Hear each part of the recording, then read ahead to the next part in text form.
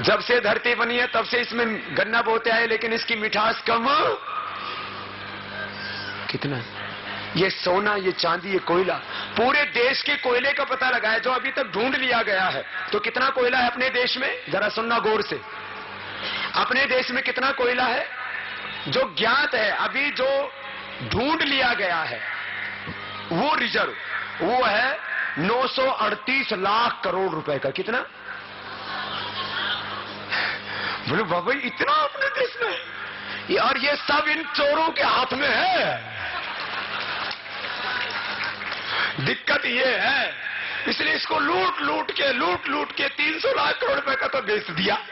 कोयला, लोहा, एल्युमिनियम, चांदी, सोना। सोना का रिजर्व मैंने कहा भाई सोने का कितना है, तो सोने का रिजर्व जो अभी पता लगा है अपने देश में 177.9 लाख टन गोल्ड रिजर्व है।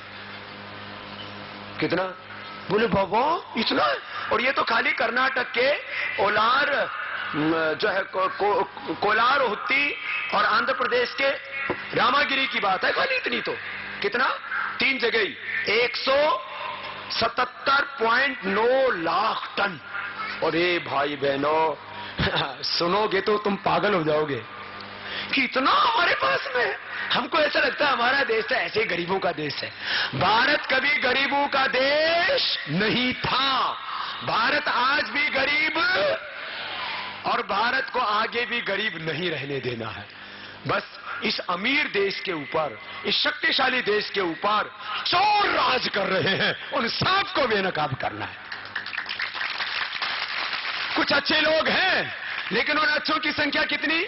कहीं 1%, कहीं 10%, बाकी 90 से 99 बेईमान। फिर मैं कैसे कहूं मेरा देश महान।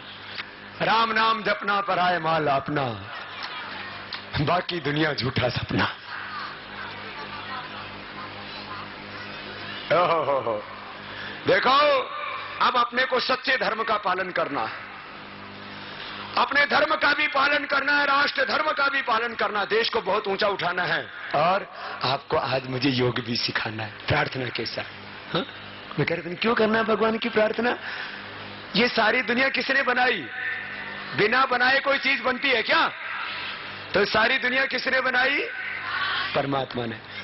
सब पिंड और ब्रह्मांड का मूल स्रोत, मूल आधार, सब सुखों का आधार। देखो दुनिया में सुख समृद्धि सब कुछ है, लेकिन वो क्षणिक है।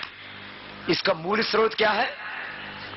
तो भगवान की भक्ति में पूर्ण तृप्ति है, पूर्ण सुख है, पूर्ण शांति है। हमको योग से, अध्यात्म से अपने जीवन को आदर्श बनाना है। आदर्श जीवन, आदर्श परिवार, आदर्श समाज, आदर्श शासन व्यवस्था और आदर्श राष्ट्र भारत का निर्माण हमको करना है। तो सुबह सुबह क्या करना? सुबह सुबह उठ करके प्राणायाम करना। कर रहे हैं ना काफी भाई बहन? कितने कर रहे हैं? हाथ उठाएंगे। ये तो बहुत बड़ी अच्छी संख्या है, माताओं की ज्यादा संख्या है। तो तुम लोग नहीं करते क्या? ऐसे नहीं, झूठा हाथ मत खड़ा करना। आज सब सीख लो, सबको करना है। हाँ?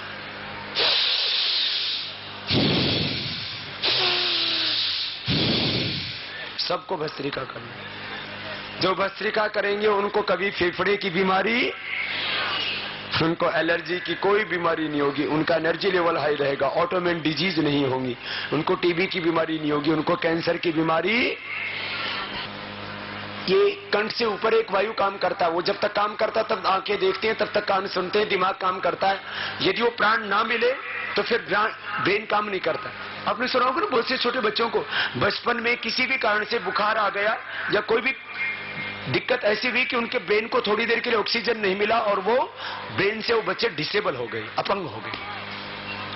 यदि ब्रेन को ऑक्सीजन ना मिले तो ब्रेन काम करना, यदि आंखों को ऑक्सीजन ना मिले तो आंखों की रोशनी गायब हो जाएगी और कानों से सुनना भी बंद हो जाएगा। और ये कानों से सुनना हो, आंखों से देखना हो, दिमाग से काम लेना हो, ये सब किससे चल रहा है? ऑक्सीजन से। इसलिए कभी इमरजेंसी में लेके जाते हैं ना हॉस्पिटल के अंदर, आदमी कोमा में चला जाए, हार्ट अटैक हो जाए, पैरालिसिस हो जाए, कुछ भी हो जाए, तो जाते क्या फिट करते हैं? ऑक्सीजन। ये तो ऑक्सीजन का एक प्रयोग है जो मॉडर्न मेडिकल साइंस वालों ने किया। हमारे ऋषि तो बहुत एडवांस थे, हमारे ऋषियों का ज्ञान जीवन चरित्र बहुत ऊंचा था। सुनो, एक एक सेल, उस सेल के ऊपर रिसेप्टर्स लगे होते हैं। एक सेल एक बॉडी शरीर के बराबर होता है। 1 सेल इक्वल टू 1 बॉडी। ये जो आप देखो, इधर एक बड़ का पेड़ है, फिर कहीं शीरीष के पेड़ हैं, कहीं अलग अलग, कहीं पर अलग अलग तरह के पेड़ हैं। ये चारों तरफ ये पेड़ किससे पैदा हुए? एक छोटे से बीज से। बीज में वृक्ष होता है? बोलो, होता है, बीज में ही होता है, लेकिन इतना छोटा होता है वो दिखता नहीं। बीज में नहीं होगा तो बनेगा कैसे इतना बड़ा? हमारा शरीर भी एक छोटे से बीज से बना है, जिसको स्पर्म ओवम कहते हैं। एक बन जाता है, ओवम में स्पर्म चला जाता है, 1 से 2, 2 से 4, 4 से 8, 8 से 16, 16 से 32 सेल बनते हैं। ऐसे बनते हैं बहुत फास्ट। फिर 3 लेयर बनती है, जिनको एंडोडर्म, मेसोडर्म, एक्टोडर्म बोलते हैं। फिर उससे पूरा सिस्टम, रिप्रोडक्टिव, ऑक्सीक्यूटिव, digestive, skeletal, circulatory, respiratory, nervous, endocrine system. तो ये पूरा शरीर भी किससे बना है? एक कोशिका से। ये मनुष्य का शरीर किससे बना है? और इस शरीर में अब कितनी कोशिकाएं हैं? करोड़ों नहीं, अरबों नहीं, खरबों से भी ज्यादा, खरबों।